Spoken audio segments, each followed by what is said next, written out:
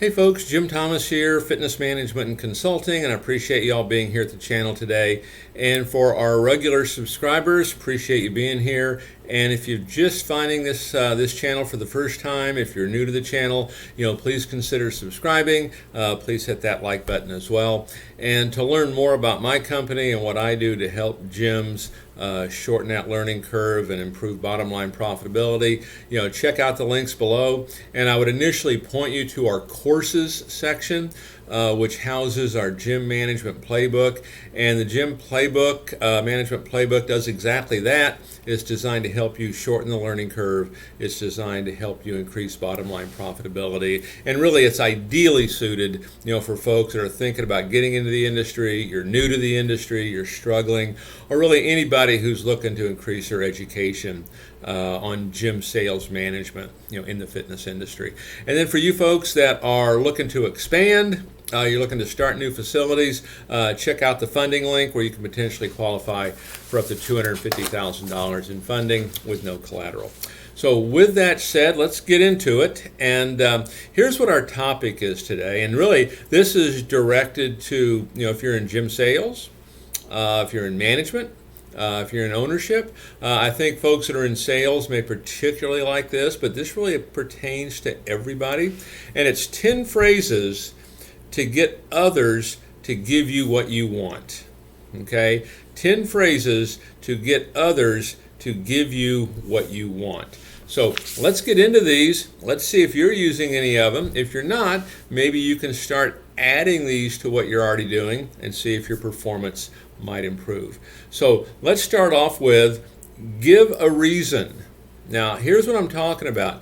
Use the word because. Give a reason. Use the word because. You should get started because. The word because is kind of a trigger word, and people like to have a reason. That's the trigger word, because. Hey, the best reason to get started is because, here's what's going to happen. Here's what's going to be that outcome.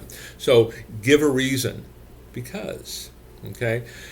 Next on our list is use the phrase most people.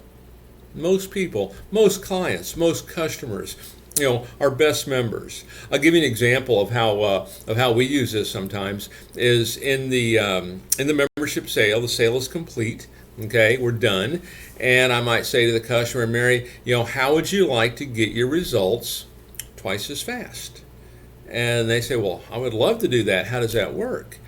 And so I want to say something like, well, Mary, what most of our clients do, what most of our customers do, what most of our members do that get their results twice as fast, they are participating in our one-on-one private training, or they're utilizing our group training to accelerate those results. Mary, here's how these two programs work. Of the two, which one is going to suit your needs the best? So use the phrase most people. Okay, or something similar to that, right? Okay, next is, tell your customer what they stand to lose. Now, here's what I mean, is there's a cost for everything. And typically when we look at cost, we look at, okay, what's my outlay right now? What's my outlay in time? What's my outlay in money? What's my cost? But the thing we forget sometimes is tell people what they stand to lose. What is the cost of inaction? What is the cost of inaction? And this is one of the biggest areas that most folks can work on. Now, one of the ways that you can do this, okay, that typically gets done is, hey, we're closing out a membership special. If you don't buy it today, it's not going to be here. Okay, that's a good example. And that's probably the most common one, I think, when it comes to that. But also think, what are other things they have to lose? Okay, or maybe gain. Maybe they gain 20 more pounds. They have their health to lose. They have more medication they're going to have to be on. They have self-esteem to lose, self-confidence to lose. Okay, so tell them what they stand to lose on this. Next, you want to speak with authority, and you want to present yourself as an expert, but you want to speak with authority.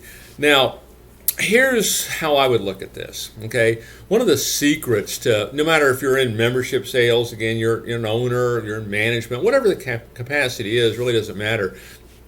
the first sale that we make is that sale we make to ourselves. Because it's going to be really hard, to convince somebody else if you're not convinced yourself. So can you help your customer get the results they're looking for?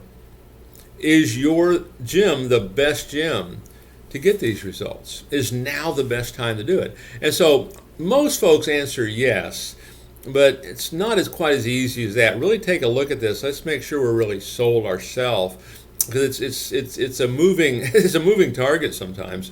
But let's get sold. The more sold we are, the more that we can speak with authority. Okay, and that's what we're trying to do. And it really kind of leads me in to the next category here, is acting confident. We want to be confident in this. And it ties into the same thing. Can I get the results you're looking for? Is this the best gym to do it? Is now the best time? And part of the acting confident, what can help us do that is, let's be revisiting prior success stories. Let's make sure there's a lot of positive self-talk going on. Let's review every day. Let's review a prior success story every single day. I mean, that could be a strategy to help you act confident in that sale, or in that communication, or in that presentation. And part of that too, we kind of talk about in that presentation, it's kind of like being on the phone with somebody, doing a presentation, or whatever it might be. You might have a corporate presentation. Memorize it. And the reason you memorize all of this stuff is so that you're free to be yourself. When you have to be thinking about what you're doing, it doesn't come across quite right. So act confident. Next is, we want to engage people's emotions. Engage their emotions. We're trying to get other people to give us what we want. Okay, we want you to join. We want to be happy. We want to be satisfied. Engage people's emotions. The best way to do this, that I found, is understand the why. Okay, sure, they want to lose 20 pounds. Sure, they want to firm up. Sure, they want to get back into shape. But why? Why is it important to them? How is it going to change their life if they do that? Understand that. Ask those questions. Dig deep on this, because that's the emotional trigger that's going to help you get them to want to participate in your program. Next on our list is make it visual. Make it visual, okay? And what I like to be able to do is, like in the selling situation, whether the customer, elects to become a member or not, I want them to at least have a good understanding of what needs to happen and what they need to do. Sometimes, depending on the circumstances, maybe you measure them and you show them, hey, here's where you're at, and maybe we kind of sketch in, hey, you lose some here, you do this, here's how it's going to look, okay? You could weigh them in. Okay, you could do a strength test.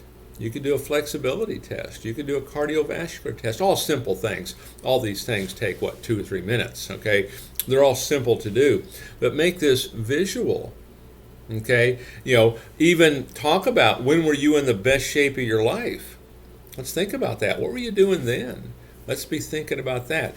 Create the visuals here. What's the first thing you're going to do when you lose that weight? Okay, make it visual. And appeal to, and it kind of rolls into the next one here, but appeal to their imagination. Get them thinking. What if you were in that kind of condition right now?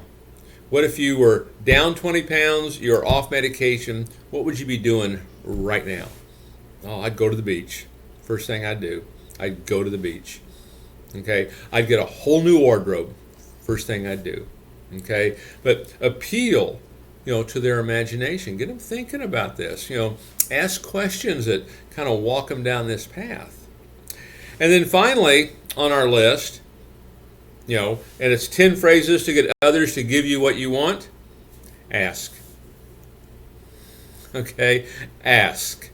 Okay, as a lot of you have heard, a lot of the regular subscribers here have heard me say many times, if you don't ask, the answer is always no. So ask, and learn how to ask. Learn for easy ways for you to ask, because if it's easy for you to ask, it's probably going to be easy for the customer to hear it and to say yes. And marry both these programs, A and B, They're both going to get you the results that you're looking for. Of the two, which one's going to suit your needs the best? It's a pretty easy way to do it. Okay, it's not a great big old menu of services. Or both these programs, Mary, A and B, will help you get your results twice as fast. Of the two, which one's going to suit your needs the best? Ask.